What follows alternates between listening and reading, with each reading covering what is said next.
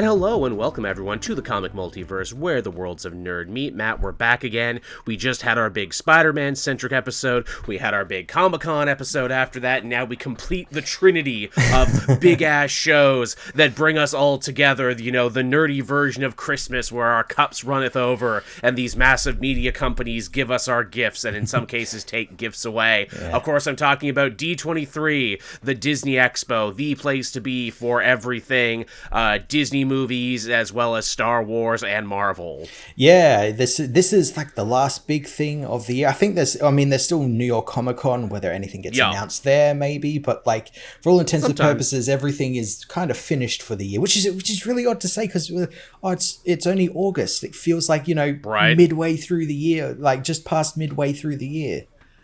Tell me about it. I mean, obviously, you know, we get to, you know, see some stuff that's coming out. Lanterns is tomorrow. Mm-hmm. So, you know, obviously the stuff keeps on coming. Yeah, I'm really excited for Lanterns. That looks so good. Did you see the opening sequence they released? I did see it, but I didn't watch it. I'm like, no, I don't want to spoil it for myself. I know it was revealed where it's like, oh, hey, so the show is actually going to be working on a timeline system there where it's not just one singular story. We're seeing a bunch of different stories at different points in time. And I'm like, oh, that's a really clever idea, actually. Yeah, Damon Lindelof did the same thing with Watchmen. Oh, yeah, shit, that's right. And that was a really good show. I still haven't watched Watchmen yet. One guy was a real dickhole about me watching it, and I haven't seen it. And so I didn't want that one dickhole to win. But now as time goes on, I'm thinking, you know what, maybe I should really sit down and watch it. I mean, I'm not getting Wonder Man Season 2, so if I want to see Yahya Abdul-Mateen in something, maybe I should watch that. Yeah. But yeah, that's a great idea, especially because, you know, one of the big problems with Green Lantern that I think none of the movies have really been able to broach, well, the one movie has really been able to broach, is there is a lot of history and a lot of context that you need for Green Lantern, especially when we get to the era of the space opera where everything is happening all the time, where it's like, yeah, but there was like 30 years of shit before that. Yeah, there's a lot of like lore and history and everything. I'm wondering how deep the show is going to go. I mean, they're probably going to go pretty deep with like the Guardians and like Manhunters being part of it. So I have to imagine they'll go somewhat deep. But yeah, imagine most of it's probably being safe for season 2. You would hope so. You hope they don't blow their whole wad right away. But then again, there's a lot of wad to blow when you get into like fucking Relic and the Anti-Monitor and like all the other shit, Volthoom, all the other stuff. Yeah, does Alan Scott kind of count as a Green Lantern, like a traditional Green Lantern? Because technically he's not part of the Corps, and his lantern's magic. Yeah. Are we gonna get Black Hand? Are we gonna get that? Is that gonna be a thing? Ooh, yeah. Again, are they going to start planting that now? What's the over-under, you think? Because we know Sinestro is going to be in the show. We see Sinestro in jail. What's the over-under that the final shot of that is him creating the Sinestro Corps?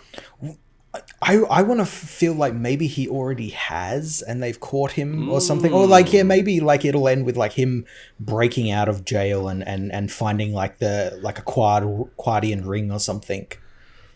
Yeah, because we clearly see people using yellow energy weapons in the show, and I'm like, well, those have to have been from the Weaponers, right? Yeah, the Weaponers of Quad. That's why I think I'm still thinking that militia is the Weaponers of Quad, and they're in disguise.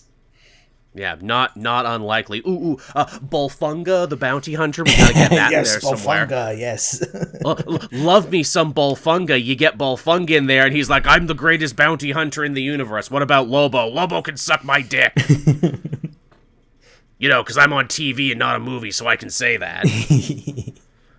That Zarnian can suck my several alien dicks that I have in different places. You didn't know that, but that's true about Bolfunga's species. I'm covered in dicks. That's why they don't let me write for these shows. I just keep pitching just alien dicks. Made of dicks. Yeah. Everywhere I go, alien made of dicks, and they're like, sorry, Joel, we can't do that on this budget.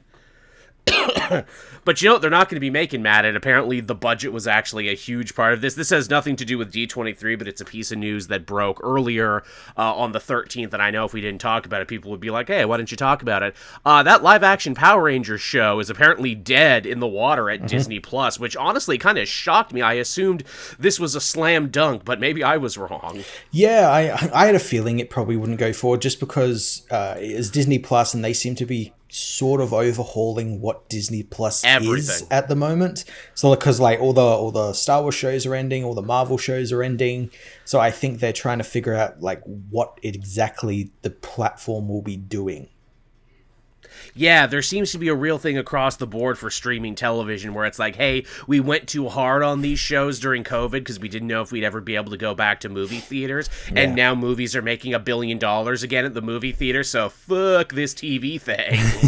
I think there's also a thing where they're putting out all these like pretty expensive shows and they're realizing, like we need to like charge more, and they like we've seen it in real time where they had where you could just literally get the base subscription and get everything, and then they changed it where there's like, well maybe some will be locked behind something, or like, we'll put ads in, maybe we'll do like a free version that has ads. I'm like, well, you just invented cable TV again.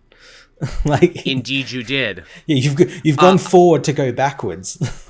It's crazy, and I know we talked about it before, where it's like, well, what is even the line anymore? Where it's like, what's a movie? What's a show anymore? Well, this was clearly meant to be a movie, and you just chopped it into 8 episodes. Or like, oh, this would have been a great 2-hour documentary, but you needed to make it 6 episodes for some reason. Yeah. We'll talk more about that when we talk about Ahsoka, because I've got some thoughts about that one. But yeah, you do. Yeah, it feels like it's like like the Mandalorian, like that's like the opposite, where it's like, that should have been a season of the show because it felt like a season of the show. It didn't need to be a movie.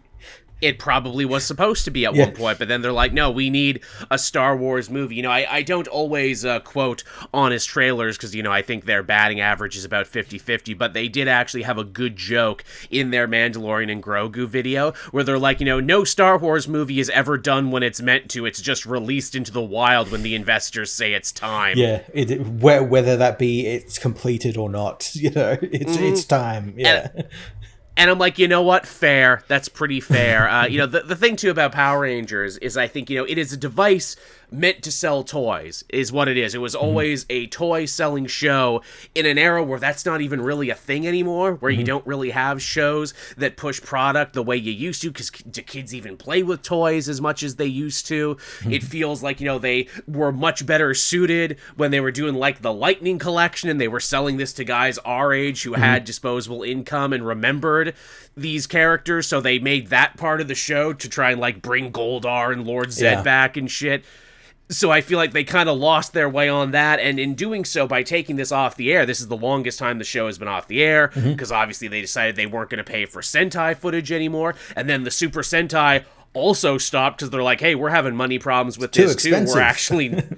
Yeah, this is too expensive. We're for a TV budget. We're actually going to stop doing the team thing, and we're going to focus on stuff like Kamen Rider and Space Sheriff Gavon, where you really only have to do like one guy. So that's a big issue. And now you got this weird thing where, like, if you go down the toy aisle, they have a bunch of Mighty Morphin era toys as part of the Reignition line, which I think was a very poorly conceived attempt to try and sell these toys again to a younger audience, where it's like, but you don't have a show on TV, so how can you sell this if it isn't new? And they're like, no, what we're going to do is we're going to chop up the episodes and we're going to make them available on TikTok, so the TikTok kids will think it's new when it's not. And I'm like, yeah, that worked in the 90s for my generation when we didn't have the internet to look into these things, and also, you're using like 30 goddamn year old footage now, and you're trying to sell it to young kids as something new. They probably look at this and think it's old and crappy. Exactly. Like, kids aren't going to buy it. I mean, most kids these days don't even know like who the Power Rangers are because it's been off for so long. For too long now. It's been off for several years, the longest it's ever been off. And also, I'm going to say too, the new toys they made, the new toys they make suck. They don't look good. They look really bad. They look Fisher-Pricey. They look worse than the toys they're trying to ape from the 90s. Oh, really? I was actually at a Walmart today, and they had what is it, like, I guess the second wave of Reignition, which is like, you know, the Dragon Zord and, like, you know, the Ninja Shogun Zord and all the stuff that came later, and I'm like, these look really bad. They really do. Yeah. If I was a kid, I would not be interested in them. You can contrast and compare that to the Ninja Turtles, who have basically always had a show. Yeah, I know they just canceled the last one, but they're having a new movie. The Turtles have always managed to stay relevant. Yeah, they've got a new movie. They recently got into Magic the Gathering, so they're still well within pop culture.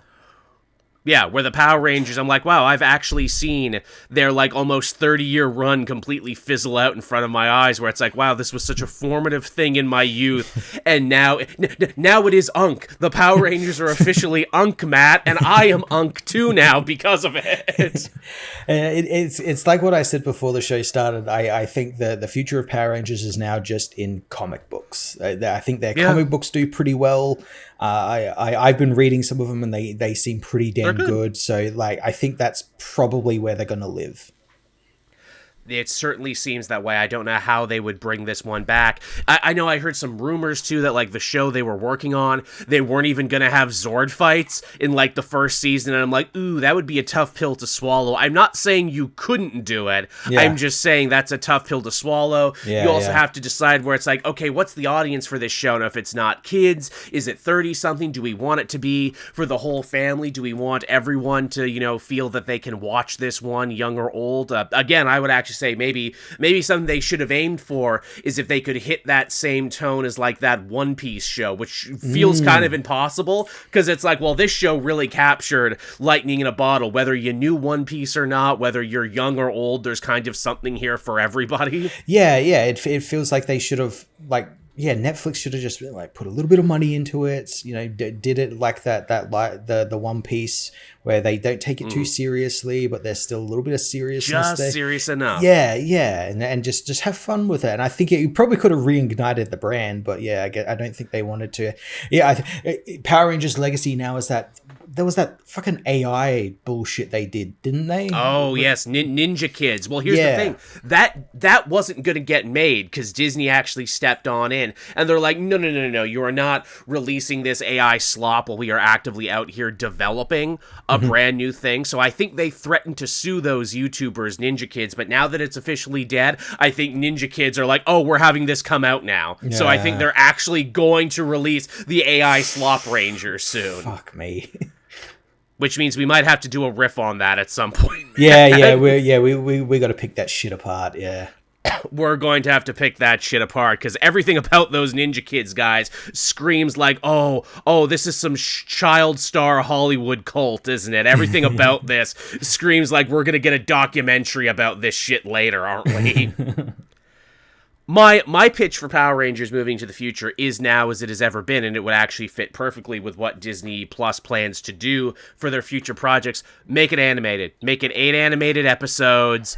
Either do something totally original or reimagine it in the same way the Turtles are always reimagined. Make it a 90s throwback. Hell, people love X-Men 97. Make it Power Rangers 97. Yeah, man. Like, maybe if you Disney, like, try and maybe even get the same studio doing X-Men 97. To just do it, like it's there. They just not putting the time and effort into it.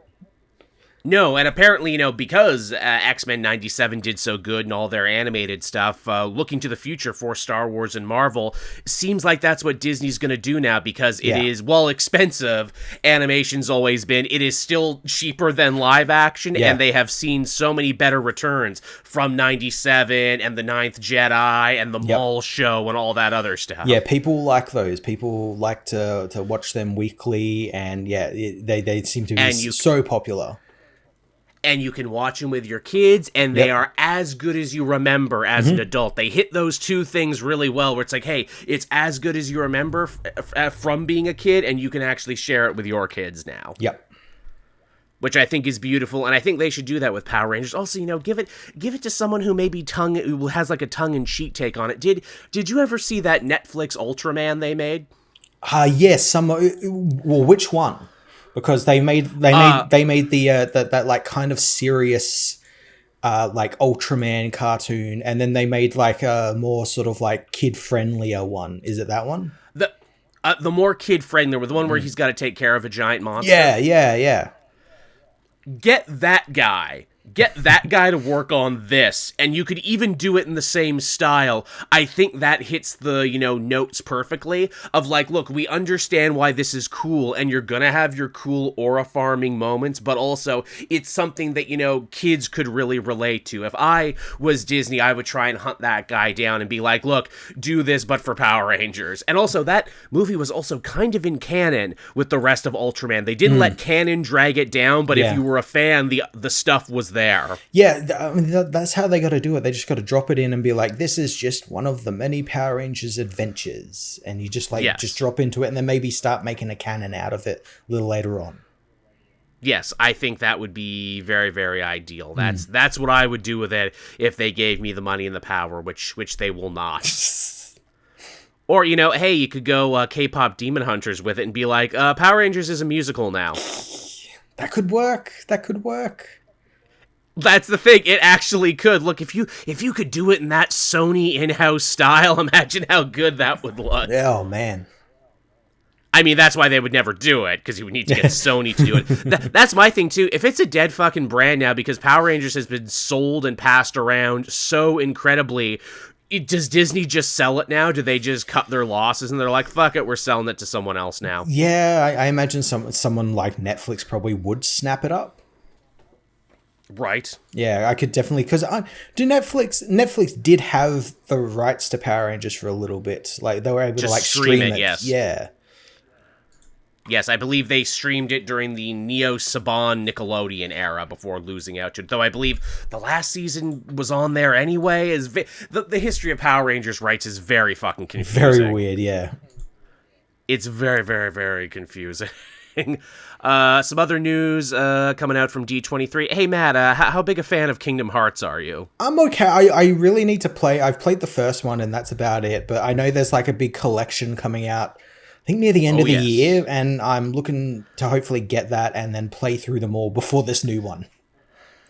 I have played through all of them. They, again, much like Power Rangers, big formative part of my nerddom. I still don't fucking know what happened in 3. If you ask me the plot of 3, I'd be like, I do not know. Never have I seen a series go more off the rails than that.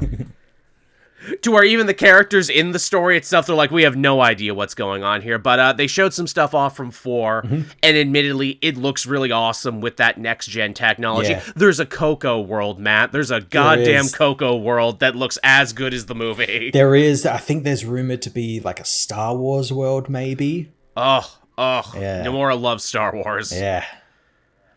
That looks great. It's funny, they announced this news around the time that, hey, we're also doing Coco 2, and oh, look, we aged up the character. That's fun. That never happens in these. Yeah, I wouldn't mind seeing this film, because I did really love that first Coco. It was a pretty damn good film. I dare say, I've watched it a couple times. It's one of those movies where it's like, wow, this gets better every time I watch it. Making a sequel is a dangerous conceit because I'm like, guys, this is about as close to perfect as one of these get. You better have a great fucking idea for the sequel.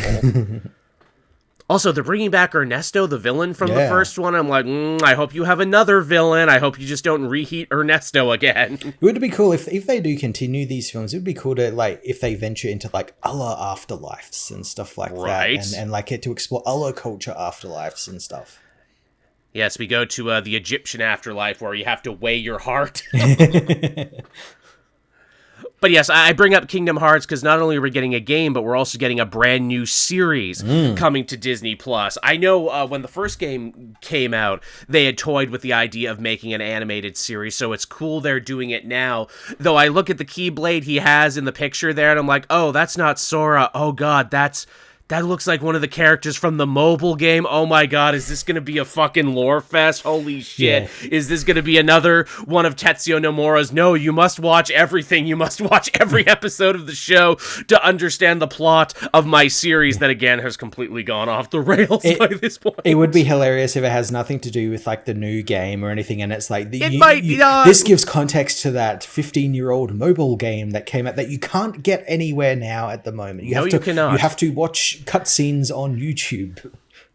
Yeah, he keeps doing that with the mobile game where it's like, hey, here's more. It's like the Master of Masters is actually from the mobile game, and also the dandelions are from there too, and they mention the dandelions in the new trailer. I'm like, oh, fuck right off. Yes, I'm going to play it, but fuck you for making me know these things, Nomura. Why must you poison my mind like this? Yes, it looks cool. Yes, I'm excited to see it, and I cannot wait for it to be completely incomprehensible to people who haven't been paying attention. Yeah, like me. Yeah. Oh, hey, they're making another Incredibles, too.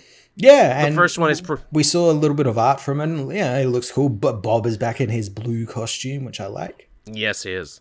The first one is really good. The second one is basically the first one all over again, but inverse, and I can't believe it took them so many years. I don't mind the second one, but yeah, it is basically like, really, you just kind of redid the first film again.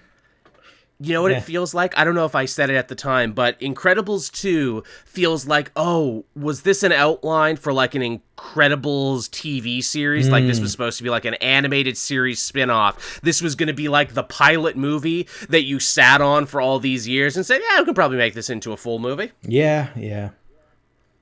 Also, it does that thing that I hate in media sometimes, where the villain is like, oh, you can't trust these screens, you know, the entertainment is destroying you, the screens, and I'm like, you're a fucking movie, shut up, you are a screen.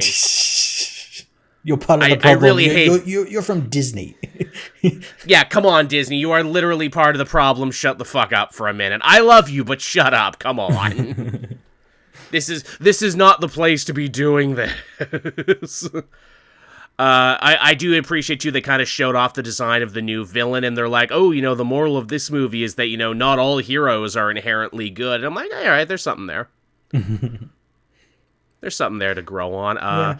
Something that I'm sure our fans will all be very interested in is we got the Vision Quest trailer, and holy shit, they showed way more off of this than I thought they were going to. I think they kind of had to, because this show, I think it was one of those ones that was like shot a while back, and they've kind of sat on it for a little bit. But it looks fantastic. It does. It looks mind-bending. It's cool to see all these AI creations in their human form, and also probably a way to save some money on a TV budget, let's face it. But hey, that means they're going to be able to act and emote. Love that we're getting Spader back as Ultron. Yes. There's a character who should never have gone away. I'm glad they didn't completely do away with that character. Yeah, I'm like, why was he not in anything between Age of Ultron and this? And like, that's just also Spader as well, because in that timeline, he's only played Ultron and that guy from the Blacklist. He hasn't been in anything else. Hasn't been in anything else. No, he has not. I love that even when he's in his human form, he's doing his Ultron inflections. I'm like, there's a guy who actually gives a shit that he's actually doing his Ultron inflections. We got a little taste of, you know, both the White Vision suit, but also his traditional suit. And I'm like, whoa, is that the best? Yeah, I'm like, is that the best Vision has ever looked? Yeah, it's nice. It's bright. It's colorful. It looks fantastic. Love it to death. I love, too, that this one is really selling the fact where it's like the grand finale of Disney Plus Marvel's greatest TV trilogy, WandaVision, Agatha, and this. And I'm like, I'm glad you guys are saying that it's a trilogy, but don't act like you planned it that way. Yeah, no, this is definitely not planned to be a trilogy. It's an accidental trilogy.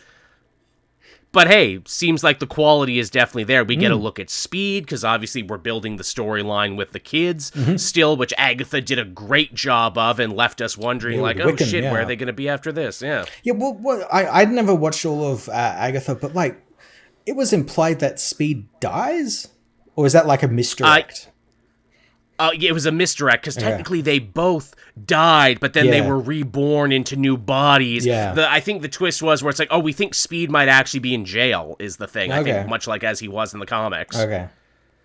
So we had to try and find him, and yeah, it looks like Vision is going to be finding me here. Man, between this and, you know, the witch coven of Doctor Doom, oh, they're building up to it, man. Wanda's coming back one way or another. I feel it. I feel it in my bones. Wanda is coming back. Yeah, it makes me wonder whether she'll come back through this show, or like this show will lead into, because like, I mean, Vision isn't in Doomsday. No. I don't know if he's going to be in Secret Wars, or like what's happening with him, because it feels like we've just had a bit of a missed opportunity with Paul Bettany with his Vision, where he's appeared here and there, and he's always been good. So say maybe do something a little bit more with him. Please do. What are the odds, do you think, it's going to be this new movie's version of the on your left moment, where it's like, oh no, Doctor Doom's chaos magic is too strong. If only we had a chaos magician of ourselves. Then she shows up, reborn, and just fucking chaos blasts the shit out of Doctor Doom. Maybe she could be one of his witches, because he's got a coven. He's got a coven of witches with him. Yeah, that seems to be the popular theory, and I mean, that shit writes itself, as I said in another episode. Oh, Victor found me in the rubble. I didn't remember who I was. All I remembered was magic. Yeah, and he manipulated me, yeah. Again. Yeah. The third villain now to manipulate me. Hey, then you could make that part of the story where it's like, hey, Wanda, he manipulated you again, like the fucking Darkhold and like Agatha. That pisses me off. I'm gonna finally get, my, my friggin' wins back in this by kicking the shit out of Doctor Doom. That does kind of write itself, where it's like, yeah, and then she finally got it all back. Yeah.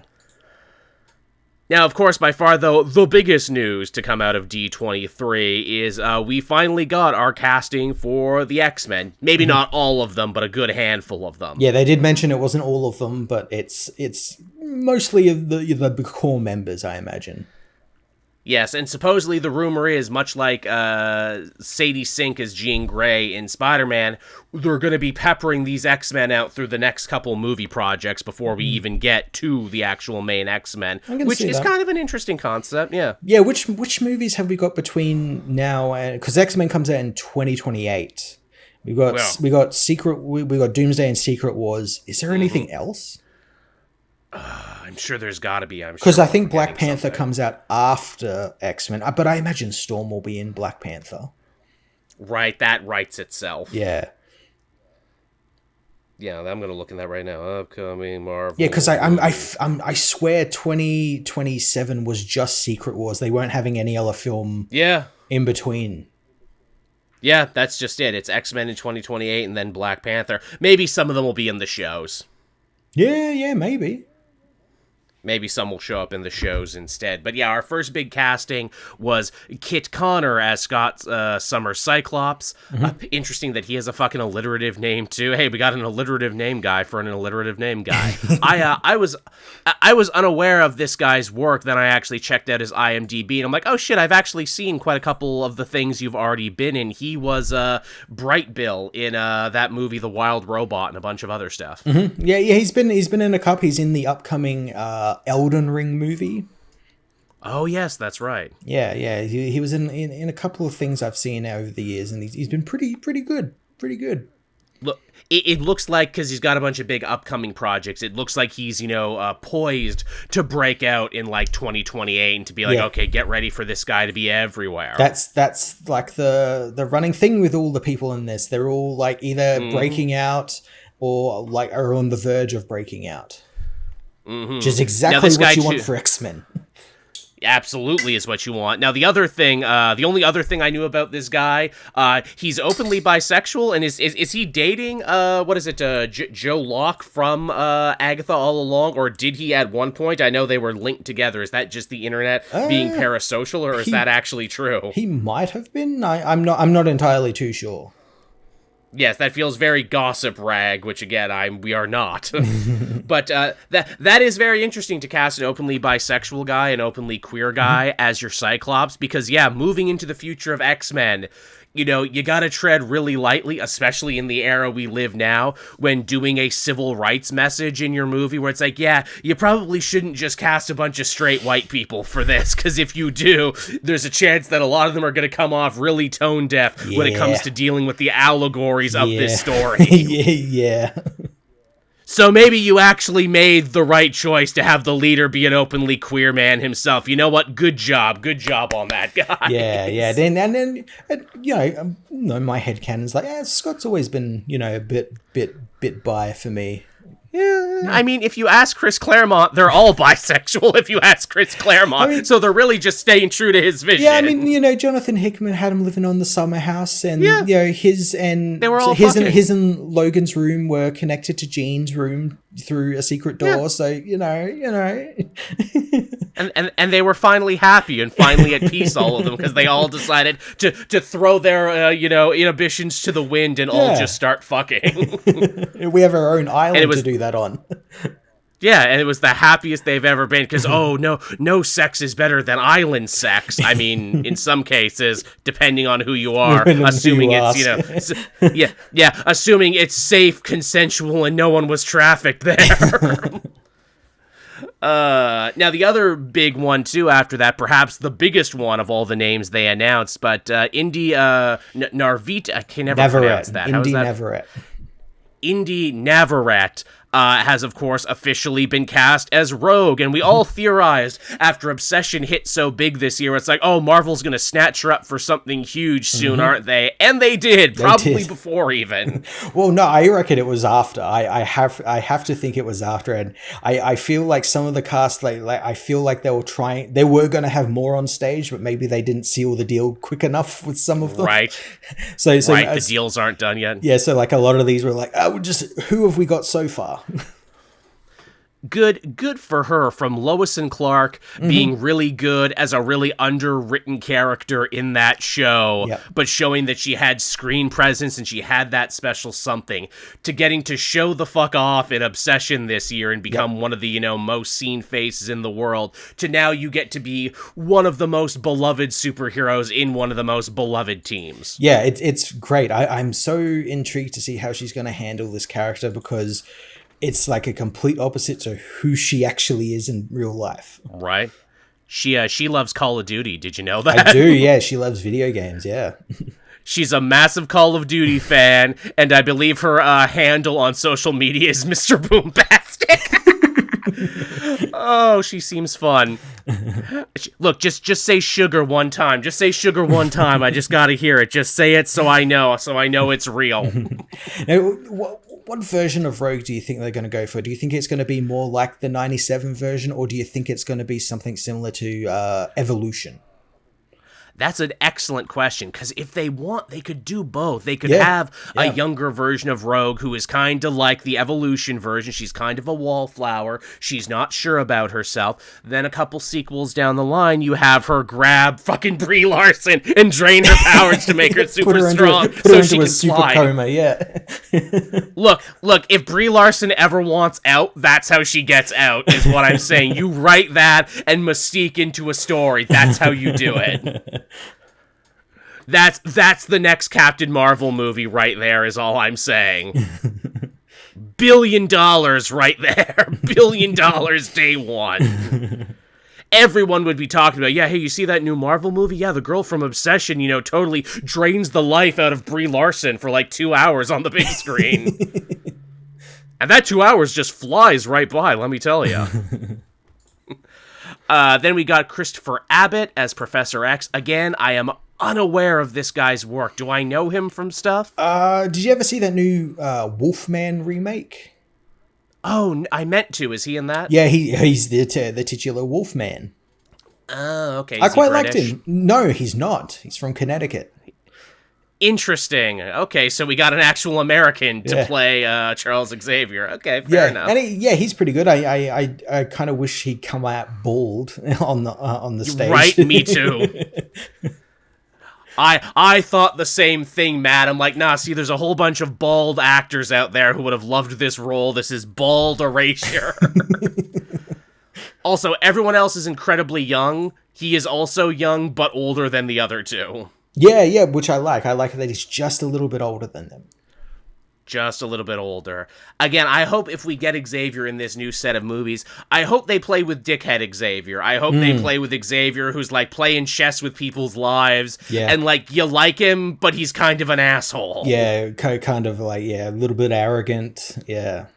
Yeah, like 97 this season played that perfectly. Like, oh, I'm all torn up about Magneto being gone. And oh, I'm going to build this giant tower and X-Corp and everything.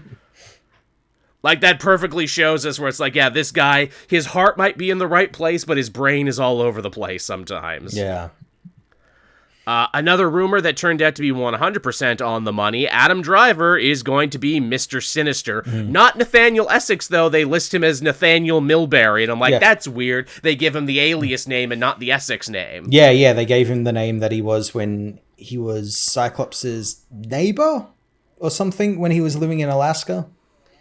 Right, well, but then also the Essex Institute, because Cyclops was in an orphanage that he owned. Right, fucking X-Men history, man. Yeah, it's all fucked, yeah.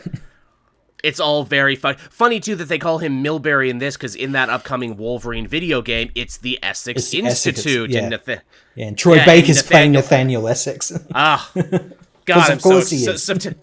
September can't come here soon enough, is all I'm saying. I want to play that damn Wolverine game so bad. It looks really good. Did you see him run through the bullets and then he runs under the door and he does the thing where he drags his claws? Fuck yeah. Now, again, this is great. I'm glad we're skipping Magneto, we're skipping Sentinels, we're skipping Dark Phoenix, all the villains who have been done to death on screen. I'm glad they're finally doing something new. And they picked an actor who we damn well know can be a sassy bitch and can ham the fuck up. I hope we get to see that. That's my one hope. I hope they pull from the Kieran Gillen, Krakoa era Mr. Sinister, where he's just this, like, campy... but weirdo. Yet very terrifying weirdo. Yeah. Hey, Adam Driver, you know that absolute fucking weirdo you played in Megalopolis? Just play that. Oh, so you were at the school for gifted youngsters, were you? Just do that. Just do that for 2 hours, while in a bunch of makeup is all I want. So I've made some clones in my lab. I call them the Nasty Boys. They're very nasty boys, all of them. And that's the movie. Yeah. That's just the whole movie. 10 stars. Would see twice. Yeah, I would like to think that is what drew Adam Driver to choose this role. It would be like, I get to just be campy the entire time. Right, because, like, he's, like, gotten over, it's like, oh, he's a really serious actor with a lot of depth and complexity. Yeah, he's also, like, a #1 silly boy when you let him be a silly boy. Yeah. He is. And with Sinister, you can do both. You can be funny and be a villain at the same time. Yeah. Yeah, I want some Cesar Romero Joker. I want him sitting weird in a chair. I want there to be a lot of Sinisters where it's like, they kill one, then he's like, it's okay, I had another one in the tank. Yeah, he's always flipping his cape around. Yeah, he's got the high collar. I want the high collar. Oh, yes, it needs to be, like, comedically tall is what it needs to be. They need to give him, like, some sharp monster teeth, like in the cartoon. That's what I want. I want him to be a little uncomfortable in this costume and then channel that into the role. After that, we have Samara Weaving, who I am actually quite aware of, because she was in those Ready or Not movies. Yes, she was, yes. And she's excellent in those. Yes, and she's the niece of Hugo Weaving. Yes. Oh, fuck, is she really? Yeah. Oh my god, I did not know that. Holy shit. Yeah. So she comes from, like, a really prominent acting family. Yeah, and he was Red Skull. Yeah. She's going to be playing Emma Frost, and here's hoping she doesn't treat it like Hugo Weaving played all those other Marvel roles where she just disappears after the first one. In a family tradition, I have decided to abandon this role.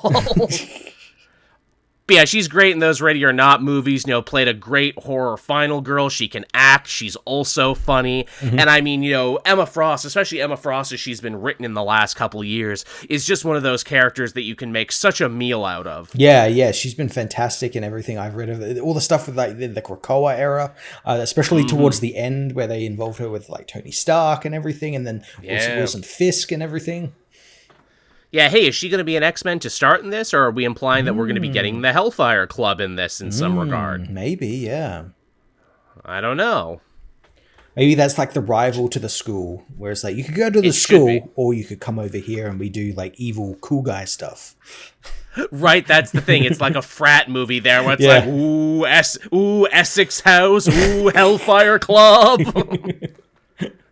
All right, guys, tonight our first mission is we're doing a panty raid over on the Xavier Institute, which is hard to do because they have a lot of psychics and a danger room that sometimes comes to life. Yeah. It's really difficult. Hey, watch out for that mutant forget-me-not, because you'll forget you met him moments after meeting him. That's who they really need to cast for this. They need to cast, like, Paul Walter Hauser is forget-me-not. Because that guy's just in fucking everything, isn't he? He is, yeah. I watched that new Jackass movie the other night, and he's in that. He's in that, yeah. He just gets around. Yeah. I enjoyed that last Jackass movie, but I'm glad I didn't pay money to see it in theaters, because it is like 50% just a clip show. Yeah. It is a glorified clip show. Like, the new sketches are funny, don't get me wrong, but it's a clip show. It's one of the few movies that actually punishes you for daring to watch all the other movies before you watch this one. Yeah, it's like, yeah, well, I've already seen this, so yeah, show me something new. The worst part is Rachel Wolfson, that lady there, apparently she filmed a bunch of stuff for the movie that never actually made it in. So there's even more stuff like sitting on the cutting room floor that we never got to see. Yeah, and they're probably not going to be doing another one. That sucks, because it really seemed like they queued those guys up to be like the next generation of jackasses. Yeah, and they just, like most of their stuff was cut, it seems like it. I guess the problem is where it's like, well, what are we going to do? Are we going to make this a show now? We can't make this a show on streaming because even we have weirdo content guidelines, and also for people embarrassing themselves and being jackasses, people just do that for free on the internet. So, like, what? Yeah, what do you do? It's not special anymore. You know what is special, though, Matt? Maya Boyd, who will officially be our on-screen Storm, and she is the actress that I know the least about because she hasn't actually been in any movies before. She's been a Broadway stage actress, and you know what? Probably for the best. Storm is such a beloved, legendary character. It was going to be damn near impossible to cast anyone we've seen before in this role. I'm glad they got someone new, someone who we can hopefully grow with as an audience. Yeah, I'm glad that, just all of these guys are, like, young, upcoming actors, and I'm glad that that's the route they went, so these guys can... They're probably going to be doing these movies for a while. I think Marvel are banking on the X-Men kind of leading whatever the next phase after this, the Secret Wars stuff. They'll be like the main team we follow through those phases. So yeah. They are betting hard on the X-Men, especially after that Spider-Man movie. It's like, oh, I see the vision now. I see where you're going with this. Yep. And I mean, hell, even with Avengers Doomsday, where it's like, hey, remember the X-Men, everyone? Remember how much you loved these guys? I did, and I, was at peace with it the last 2 times you guys laid them to rest, but now you've dug up their corpses again. Oh, God, I swear, every time I see Gambit in that thing where they do, like, an establishing shot of Gambit, like, oh, and what does Gambit think, everyone? I'm like, I do not care what Gambit thinks. Stop going back to Channing Tatum. I loved Roofman. You were very good in Roofman this year, but stop it. His Gambit was a joke. Having him in the serious movie is not, that doesn't work. That only tells me that people did not get that joke of why... of why he showed up in Deadpool when he did in, like, the Isle of Reject Toys, where it's like, no, his movie was in development for, like, 10 years and never got made, because who the fuck wanted to see Channing Tatum as Gambit at that point? Yeah, him coming here is the joke. That's because he's here now, because he can be, because we're in the wasteland of forgotten ideas, Yeah. You know what they should have done? Really throw people off? Okay, so we're doing Gambit in Avengers Doomsday, but it's Taylor Kitsch. We recast Taylor Kitsch. You know what? I think Taylor Kitsch with the experience he's gathered since then, he'd probably do a pretty good job of it. He would jump at it. He's like, I will be there tomorrow. I will live in my car on the lot for the chance to do this. I will pay you, actually, to be in this role. Thank you for giving me a second chance. But yeah, that was all the big Marvel news. We also got a ton of Star Wars news coming out from this one, starting with an actual real deal trailer for Ahsoka Season 2, and holy shit, does it look good. It looks fantastic. It's coming out in January, which is a lot sooner than I thought. Same. Yeah, it looks great. That extra year they had on production very much paid off. It looks really helped. Yeah. It looks shiny and new. Thrawn looks better than he did in the first season. Yeah, he doesn't look like Elon Musk anymore. He looks better. I love that little speech he gives where it's like, oh, he's not calling out the New Republic, he's calling out the Rebel Alliance. Huh, what a fun little note. Has he just been so out of the loop, or does he be like, I don't even care about the New Republic, you guys suck? Yeah, and, he's right. He's right. From what we've seen of the New Republic through Ahsoka Season 1 and Mandalorian, shit. They're fucking useless. Chronic ball fumblers is what I would call them. Chronic ball fumblers. But then again, in real life, I guess we also let Nazis come back, not of the space variety, so maybe we're all a little closer to the New Republic. Seriously, though, it's like, really, you guys couldn't hold a government together without fucking space wizards with laser swords for at least a generation? God damn it, guys. God damn it. No, sorry, we couldn't. But yeah, it looks great. We got the cast of Rebels back, which, I am so fucking stoked about that. Yeah, Ezra gets to meet with Zeb, and they go out and get into a giant fleet space battle, which looks fantastic. Yeah, they do.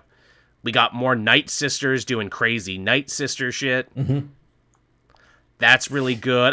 We got what looks to be a new guy, maybe not a new guy. Who the fuck was that dude with like the teal lightsaber? Am I supposed to know who that guy is? Yeah, that's like in like it looks like a Clone Wars flashback, because we see young Ahsoka and Anakin, and they're doing something in a forest. They come across some guy with a double-ended lightsaber that has a lightsaber in the middle, which is kind of canon, but not, because it was like a fan creation for like a contest or something back in the day. I think the guy might be a what's called a Befasi Dark Jedi, which is like, it's like a sect of Dark Jedi that just hate Jedi. Right, of course. Yeah, makes sense.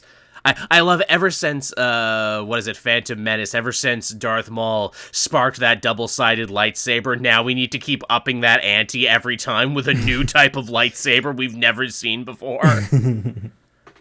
And so far, they're doing it. Yeah, it actually looks like we're going to be getting a fair amount of Hayden Christensen in this, too. Force Ghost Hayden. Yeah, I wouldn't be surprised if Ewan McGregor is back at some point in this show as well.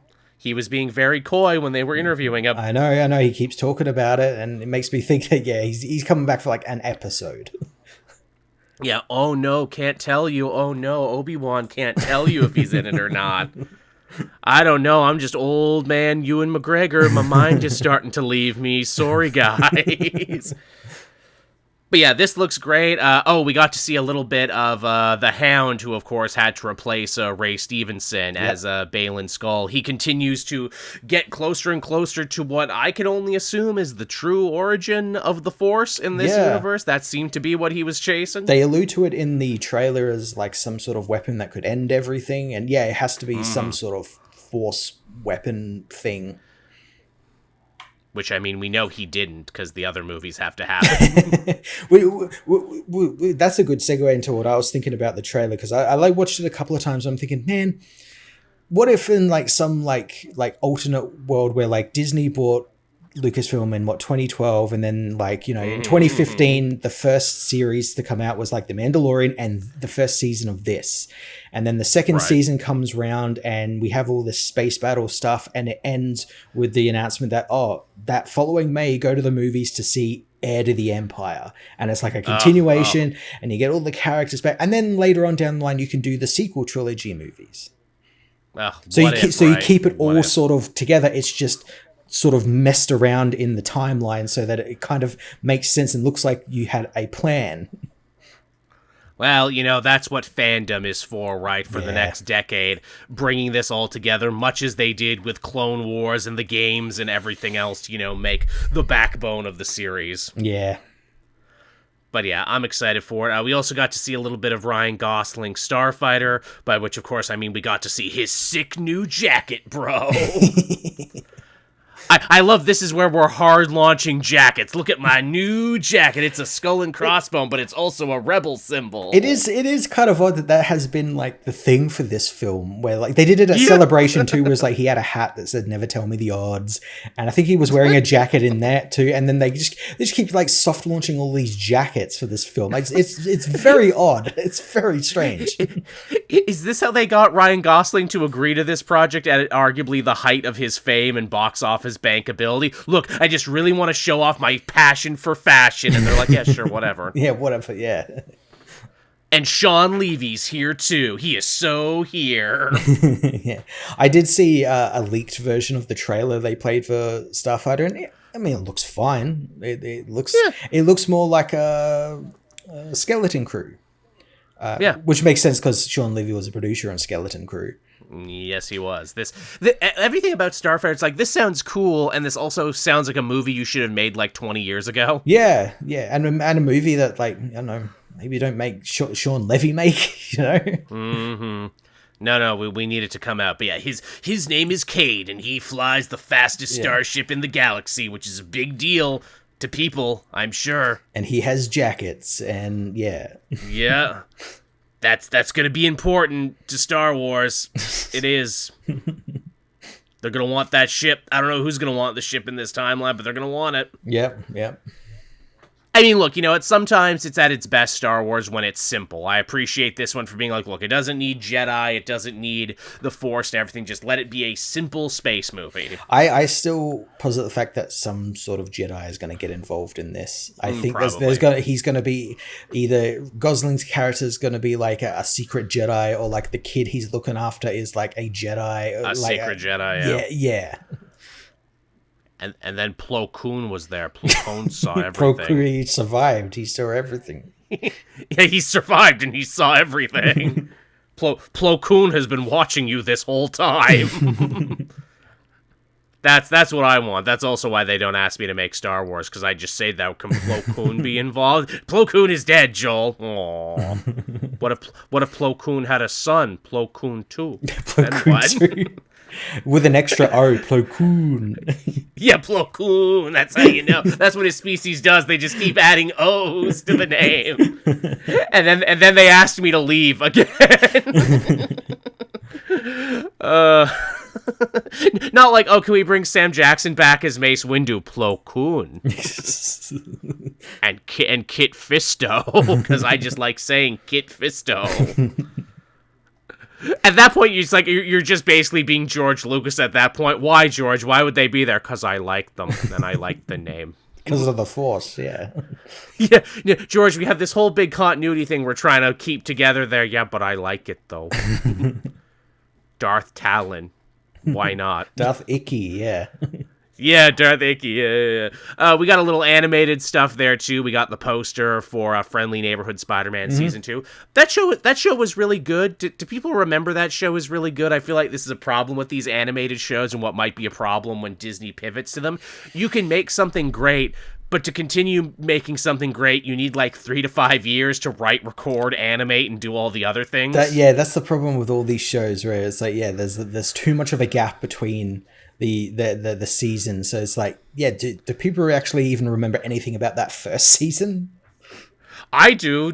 Tombstone was a young, cool guy who only got a skin thing at the end, and Iron Man was in it. Yeah. And Dr. Octopus was in it, and he was actually much closer to his comic book counterpart there, and it looks like he's going to be the main villain in this now, and he's also dressed in, like, his Master Planner garb.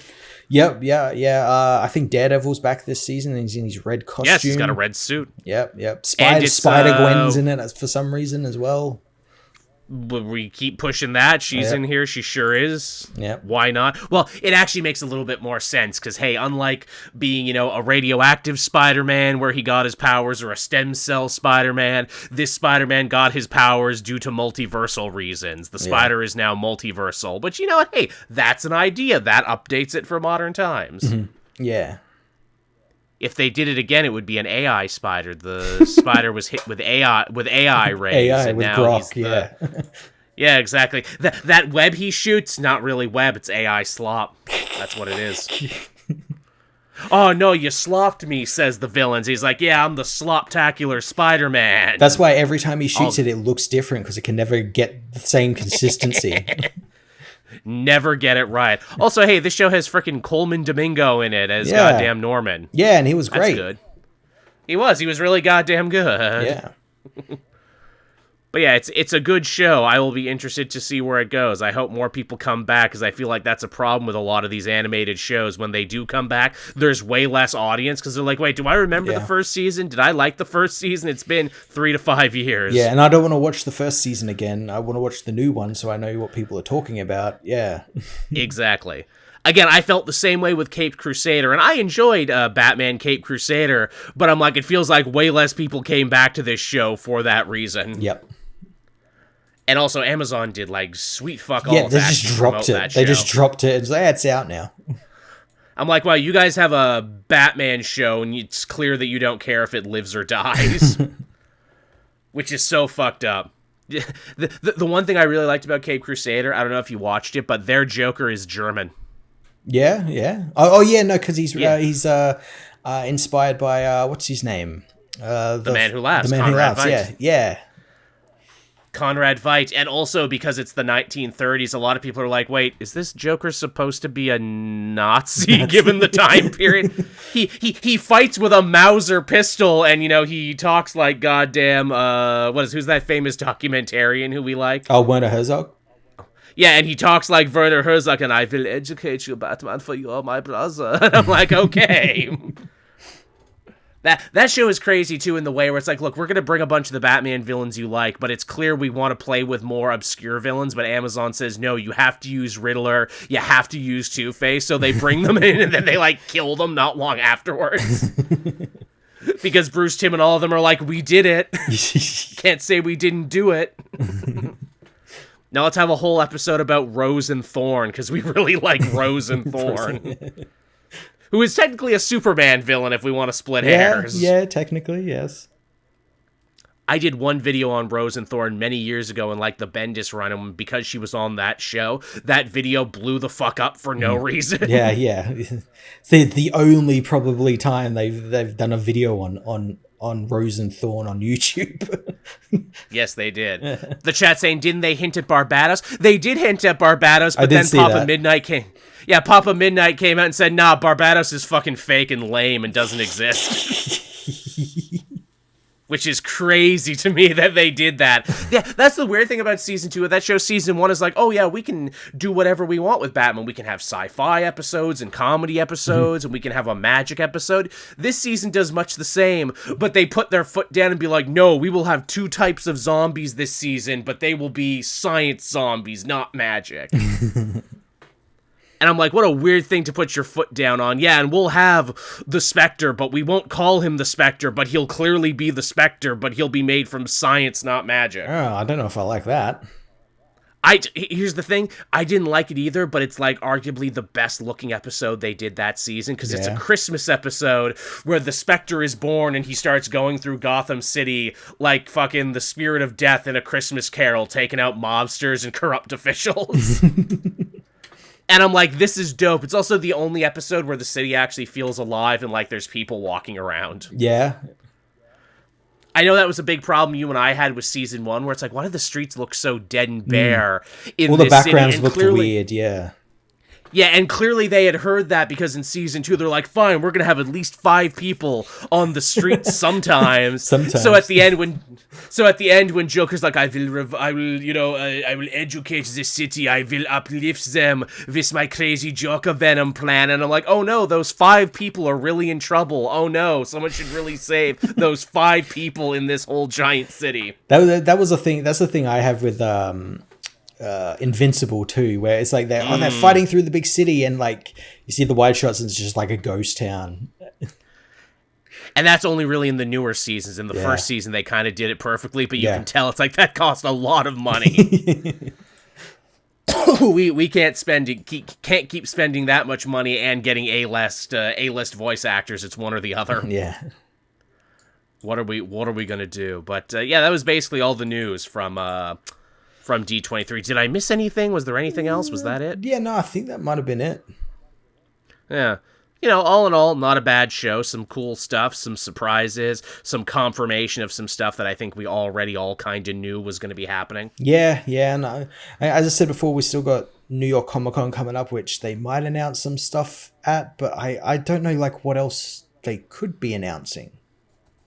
Oh, we didn't talk about the Doomsday special look. Yeah, we got Avengers Doomsday special look. Yeah. I will give all the credit in the world to Pedro Pascal and the lady playing Sue Storm there, because they actually do sell this idea that, yes, we do have a pre-existing relationship with Victor Von Doom, and he is actually a big, important part of our lives. I would have loved to have seen that on screen at some point. That's the one problem I have with this, is like you're basing this entire trailer and probably most of the film around the fact that they have this pre-established, or like they know of each other, their family knows who Doom is. Never saw any of that you barely hinted at the fact that Doom was around in First Steps. No, I mean, they're selling it. To give them all the credit in the world, they're giving the hard sell on it. They're acting their goddamn asses off. Mm-hmm. Even Downey Jr. as the new Doom, he definitely tries to capture that gravitas to the whole thing. A lot of people have, made note of that line where he talks about hell. Yeah. Which, of course, is hilarious, and I'm glad you clued into it the same time I did, where it's like, well, actually, Doom has a lot of problem with hell historically. He couldn't get his mother's soul back for a long time. He's always fighting with Mephisto. He's dead and in hell right now, actually, in the comics, ironically enough. Yeah, he's trying to take over hell. It's having a hard time at it, because there's so many other people who want to take over hell, too.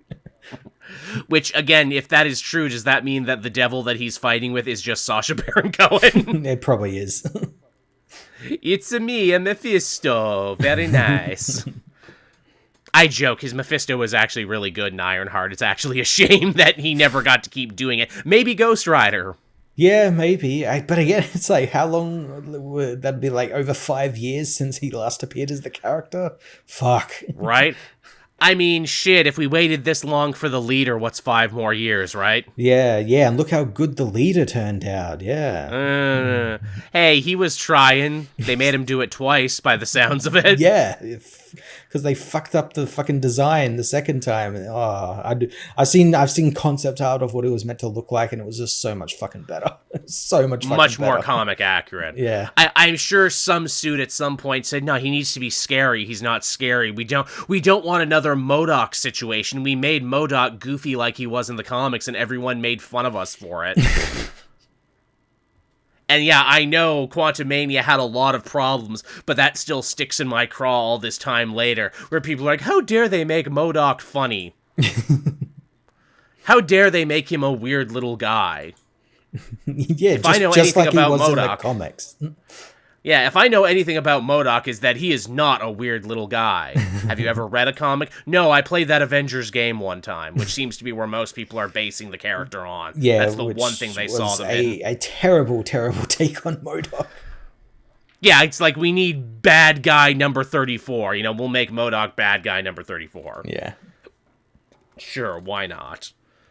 But yeah, that was Avengers, the Doomsday, the movie, the show, the Nirvana. It was all right. Yeah, so it's fine. There's still nothing I'm seeing that is like, oh, well, yeah, this looks great. It's just all the same stuff we've been seeing. What's the hook, guys? Yeah. What's your hook outside that you're a new Avengers movie? Yeah. They're just banking on that being the hook. And again, I could be wrong. I hope I'm wrong. I hope I go to the movie and be like, yeah, wow, they really shut me up. Yeah. They really found this whole new angle. They really found this whole new thing. Yeah. Maybe if we get some flashbacks, I'm hoping we get like some real heavy lifting flashbacks of Doctor Doom and the Fantastic Four. I hope they have to do something like that. Right? Because they're really just banking on like, oh, but he's Doctor Doom. He's such a well-known villain, right? People's preconceived notions of the character will surely carry them into this movie. Yeah. People know, right? They know. Seems to be the general consensus. All right, with that out of the way, then, we want to talk about what we read this week for the last part of the show, because we actually have just enough time to do that, and we didn't read that many comics anyway. No, it was a very light week.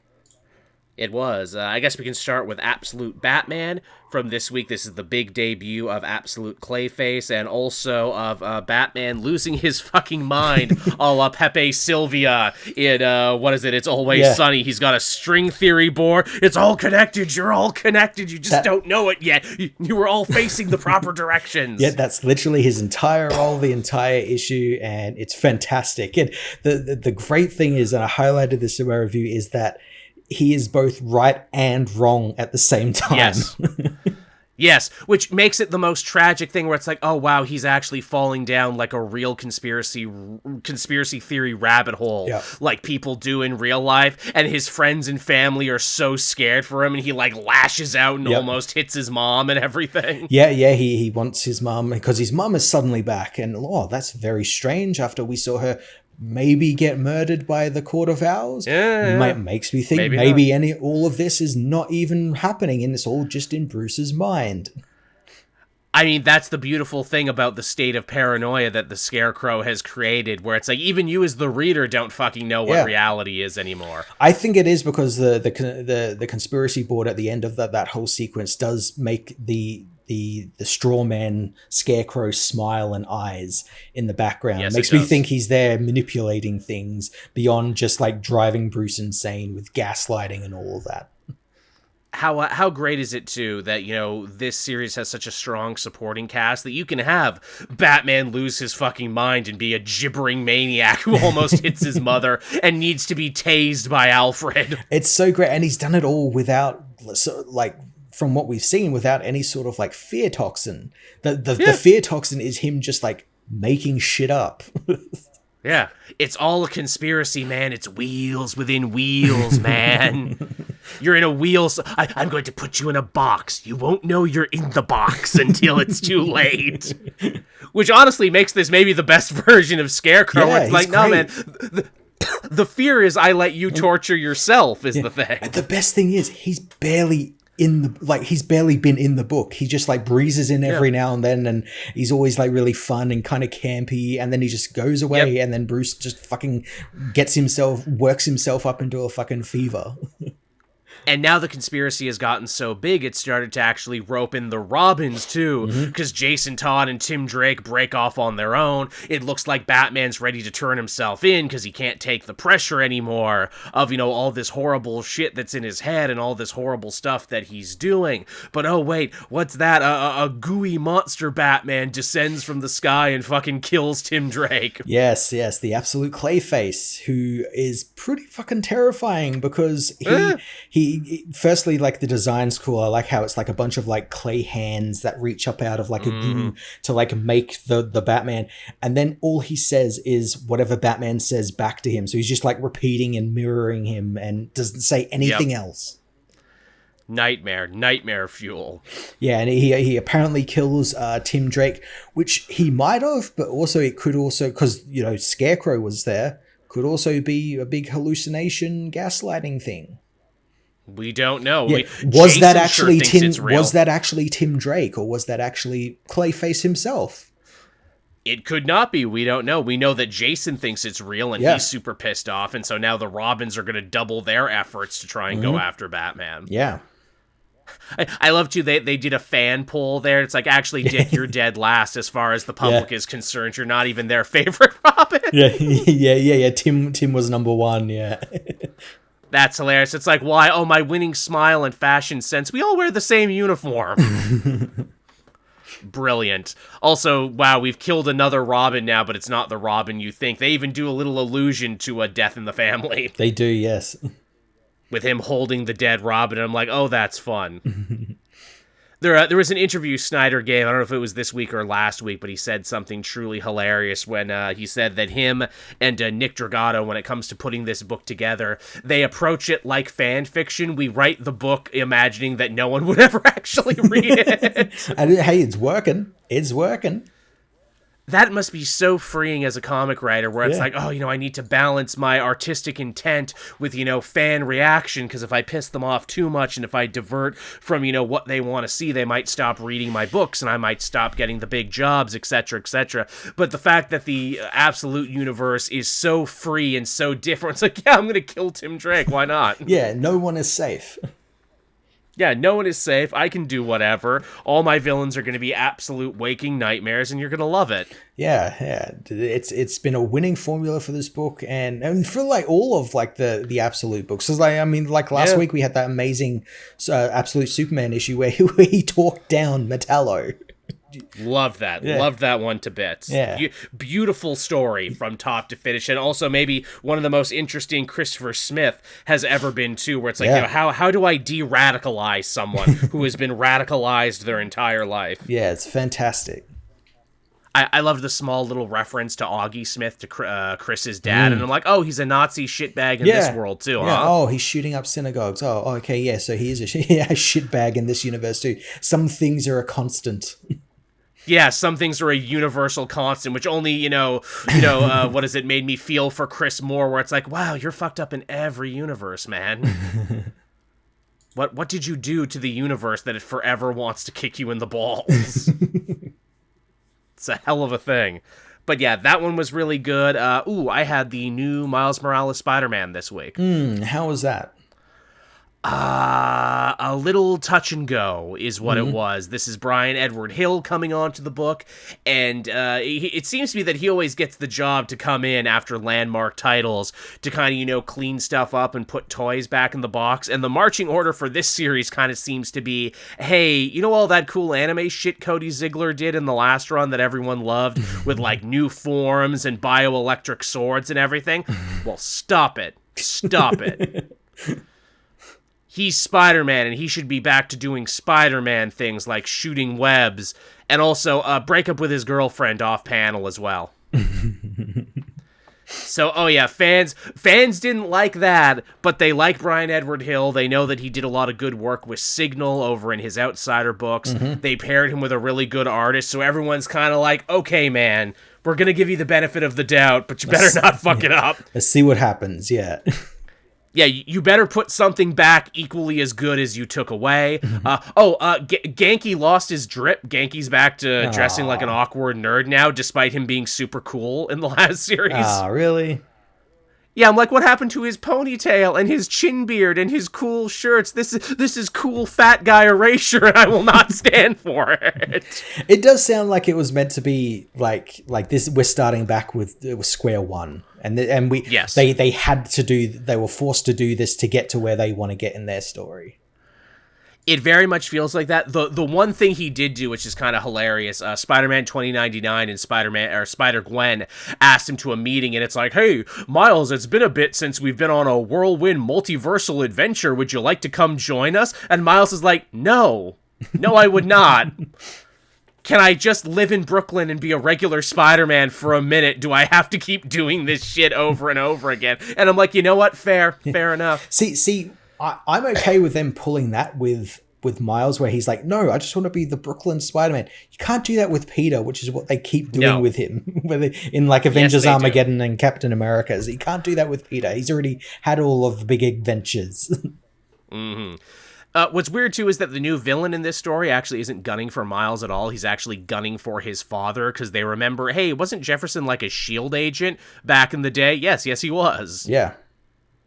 So they bring that back, and I'm like, okay, that's interesting. Jefferson is an interesting character, and he sat out like almost the entirety of the Cody Ziegler run, so I'll see where this goes. Yeah, okay.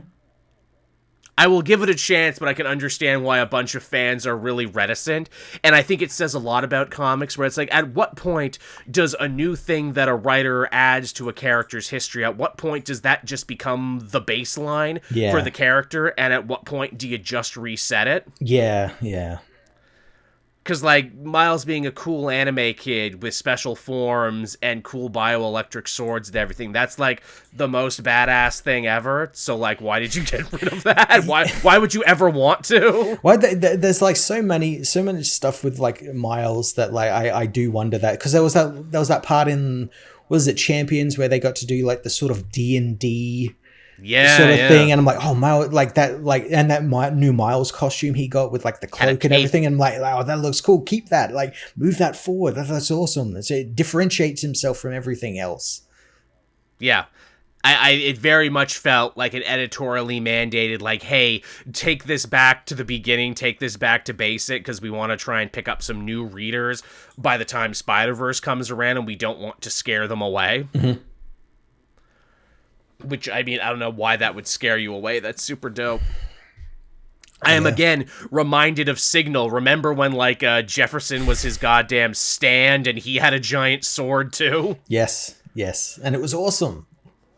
Look, I'm just saying more young black men in comics need stands and giant swords. I'm just thinking that would be really good. Yeah, just a great new initiative. Everyone deserves a sword. That's what you need, a big, cool anime sword. That's what sells the comics, the swords. That's what sells. I mean, come on, look at Absolute Wonder Woman. Giant sword. Batman, giant axe. Superman, he didn't get a sword, but what is it? Raish made a giant he did get a sword. didn't he? He did get a sword in Warlord Saga. That's right, he did. Yeah, see, swords. More swords, please. He got a sword and a dope shield. Yeah, he did. And then he kind of got another one in, Action Comics there for a bit. Yeah. He gets it a lot, actually. Hell, even in that new My Adventures with Superman, he got a sword and shield. Got a sword, shield, and spear, yeah. How badass was that episode? That was like so one of the best cool. episodes they've ever done. It's so fucking cool, man. It's so good. I was watching, I'm like, this is such a good episode. This actually transcends My Adventures with Superman and superhero animation. This is just a good Superman story, period. It is. It's really good. It's using parts from other stories really fucking well. And like making them all like fit together somehow. The way they're doing like the whole death, reign, and return of Superman arc is just so interesting. Crazy, right? Yeah. It really is. And I mean, come on, what they do with the Kaluans and Brainiac, how they square that circle, and to be like, oh, the only way they could justify their own destruction and the death of their people and their culture was to become these rabid, empire boosters there, because, only in a universe where might makes right and the weak are destroyed can we live with the fact that we were destroyed, and now we have become ghosts in our own machine, and I'm like, holy shit. Yeah, and then when Superman doesn't want any of that, that's why they hate him, because he's going against that natural order that they've ingrained in themselves. And great. Also, we put Bizarro in the black suit. How is it taking them so long to do that? That's a great idea. Yeah, because everyone fucking creams their jeans over that black suit, so let's just put it on Bizarro. Yeah, for no apparent reason. I don't understand the dick riding that the black suit gets, and they always get it wrong too. Black suit does not equal evil Superman. Yeah, no, that was just what he wore when he came back to life. Yeah. He had a mullet and silver piping. And the suit had a reason. It was a solar suit. It wasn't just a black suit for black suit reasons. Yeah, he also had a big gun as well. Because it was the 90s and everyone had big cable guns at the time. Yeah, he had a war suit. It was great. Yeah, he did. Speaking of Superman, that's actually a beautiful segue. We also had the first 2 issues of Kingdom of Zod this week. We did, and it's off to a really good start, I think. It is. Is this like the biggest Superman event we've gotten in a long time? I can't remember the last time we had a Superman story that felt this fucking huge. It ties together literally everything from all the other books and then some. It has had a lot of build-up, like since the beginning of All In, pretty much.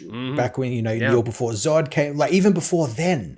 Like this is tying back to stuff like Dan Jurgens did during his run when Zod came back in that run. Yeah, we got the King Omega stuff. We got Supergirl becoming the heir to the House of El and needing to try and get the Sunstone back that they have in El Caldera. The Kryptonite City that Dan Slott made. John becoming Tomorrow Man. All of these things. All of it connects up, and it's doing a pretty fucking good job. As someone who's reading all of the super books, it's doing a good job of like balancing it all. I am so glad I went back and read all 16 issues of that Sophia Campbell series, because, man, there is actually a lot you gotta know where it's like, hey, here's Supergirl's brand new team of awesome original / reimagined characters who all have great designs and power sets and look really cool in Anchorman get-ups. Yeah, it's fantastic. Yeah, so, Supergirl is the one who kicks everything off in this event, because she's the main character, which is great. Yeah, she never gets to be a main character. She's always like... No, never. Like a second stringer, or like she's banished to the tie-ins or something. She never gets to stick around. I guess they thought her movie would be better received. Yeah, there is a bit of that synergy where it's like we'll make her the main, but it makes sense in like Superman's missing. She's the one who has to step up. Yeah. It fits really well. So yeah, her, the assembled super family, and her new team Super Force are like, we need to sneak into El Caldero, and we're gonna do it by pretending to be a news team from the Daily Planet. Yeah, then they've got their K shields, which shield them from the kryptonite, but only for an hour at a time.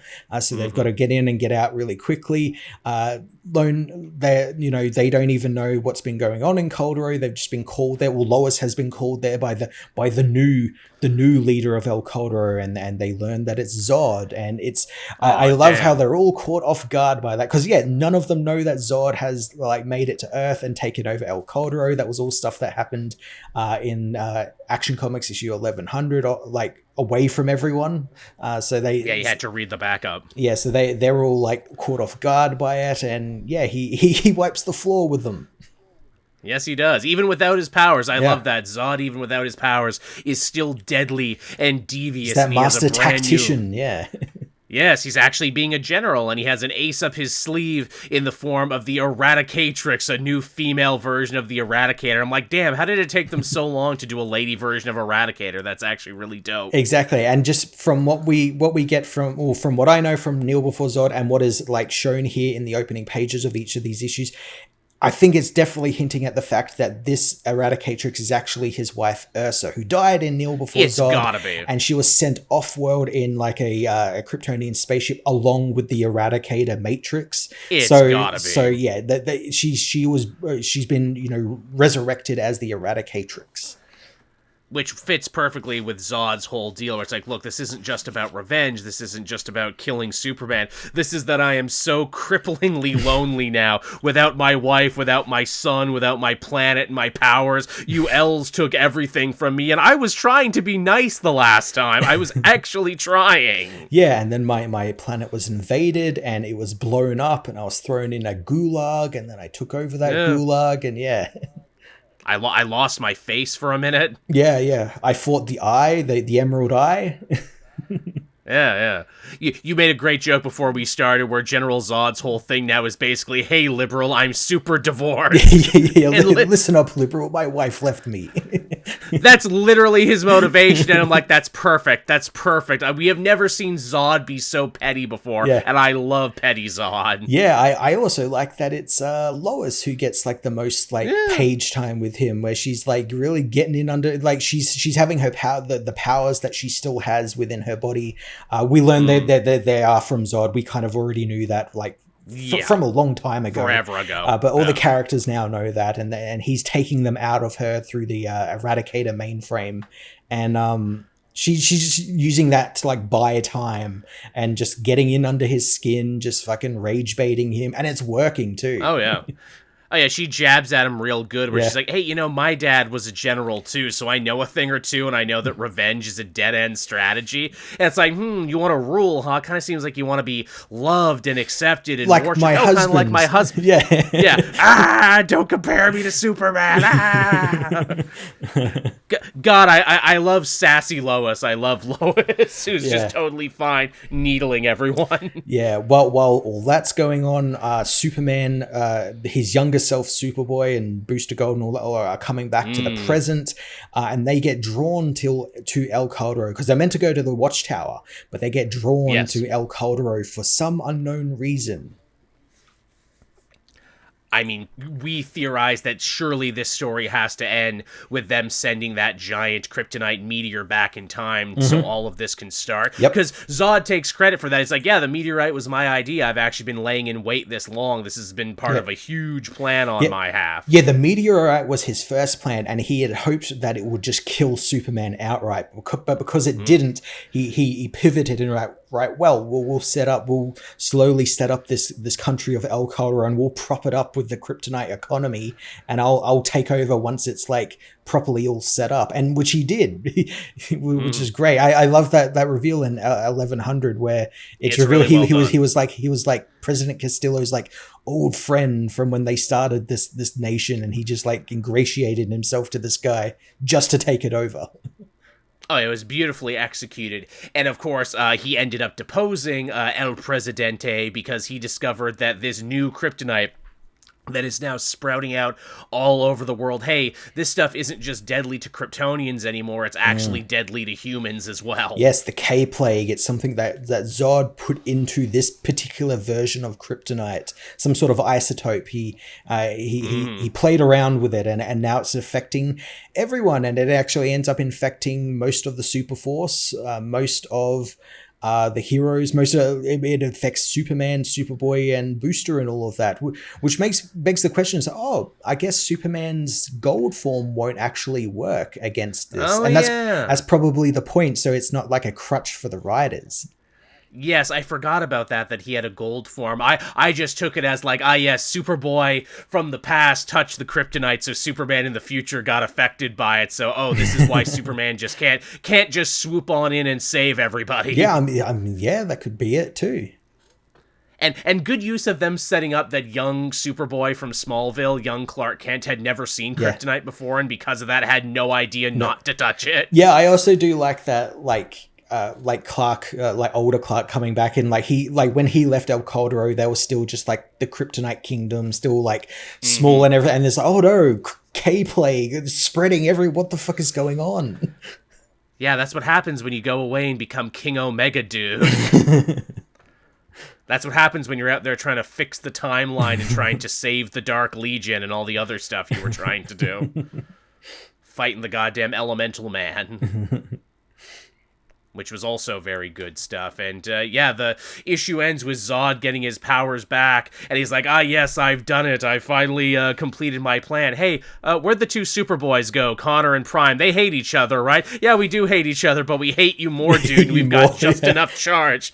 We got just enough charge left to come and whoop your ass, bro. Yeah, that was great. Did you end up getting a bunch of people, like, on your videos commenting, like, people who obviously have not been reading the Superman ongoing, so they think that, like, Prime is like Prime, where he's like, he can punch through realities and stuff like that. And it's like, he can't really do that anymore. Like, video, because he is in this timeline, it's the timeline doesn't like him being there, so they've made him like weaker. Yes, we've had a whole story that, Prime learning that that's bad and a villain thing to do. I haven't uploaded my video yet. It's rendering right now. I'm going to upload it when I'm done. I will let you know. Yeah, because I got so many people who very clearly hadn't been reading the Superman ongoing with Prime, so they think it's like Final Crisis, Infinite Crisis level Prime, where it's like, no, he's not that character anymore. Yeah, do you just come back for the events? Have you not been reading what's been going on with them? Yeah. I mean, the answer is clearly yes. Yes, they have. Yes. All right, I'll be sure to mention that in my next video, because, I guess, what's the next one that comes out, part 3? Superman Unlimited next week. Okay, cool, which will probably be about Tomorrow Man, because John went to, Steelworks to try and figure out how to stop the kryptonite plague. Yes, they've been investigating the K-Plague from the last issue of Superman Unlimited, and they've been trying to work out like what it is and like how to stop it. Yeah, which that dovetails very nicely. Do you want to talk about what's coming out this week, Matt? Yeah.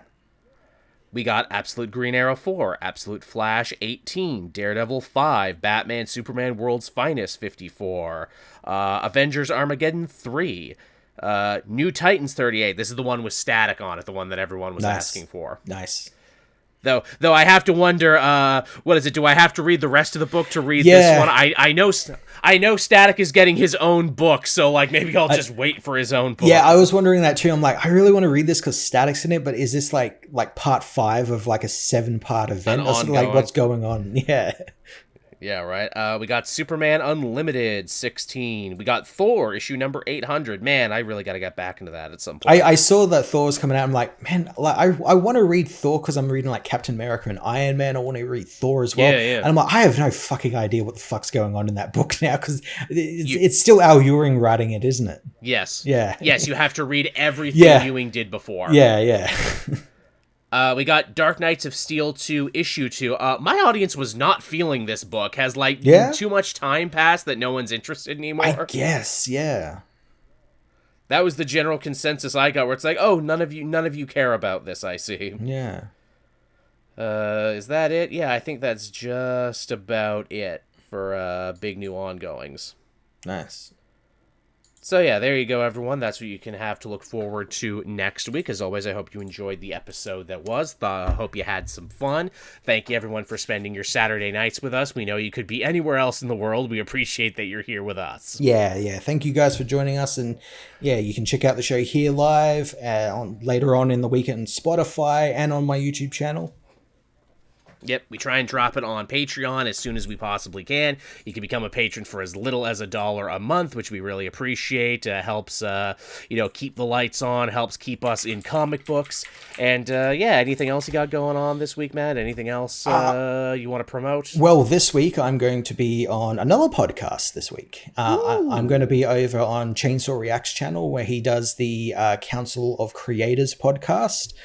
He asked me a couple of weeks ago if I wanted to come on, and I thought, yeah, why not? Let's go hang out with some other cool comic people. And I thought, yeah, it would be cool. I'm on the episode that comes out Wednesday, which is a Thursday for me or something. It's weird because of the time differences. But that's on the upcoming week for them on the Council of Creators. Right. Yeah. I am unfamiliar with those guys. I will need to check out the episode you was on and gauge it for myself. I will be judging everyone very harshly, so here's hoping you put your A game in, everyone. I bet you didn't know Joel was this judgmental, but he is. But yeah, that sounds great. It's always nice when we can do another show there. Do you feel incredibly old when you do shows, when people are like, "Oh yeah, we watched you on Comic Book Cast. We watched you on." I'm like, "Oh my god, I'm ancient. I'm so old." Well, it'd be interesting because this is like technically my first time doing another podcast, so I'm intrigued. Really? Yeah. And the guys are all shit. Roughly our age, so yeah. Well, that's good. Yeah. I did the younger circuit there with a lot of people who grew up watching our stuff. And I'm like, oh my god, I'm sorry I was such a terrible role model. I'm sorry. I'm sorry. I hope you didn't take too many of the things I said to heart. I'm sorry. all the things I said that would have stopped me from running for, politics at any point. Yeah, all the cancelable things, yeah. Yeah, again, that's a pretty common thing where it's like, no, that guy talked into a microphone for a living for over a decade. Oh, no, there's way too many sound bites. Yeah, out of context sound bites, yeah. Just way too many sound bites. I think we're lucky that due to the pettiness of our old boss, I think a lot of our old stuff doesn't exist anymore. Yeah, it's been wiped. So count our lucky stars for that. All right, everyone. Thank you so much for coming and hanging out and everything, and we'll see you again next week. Until then, Comic Multiverse out. Bye-bye.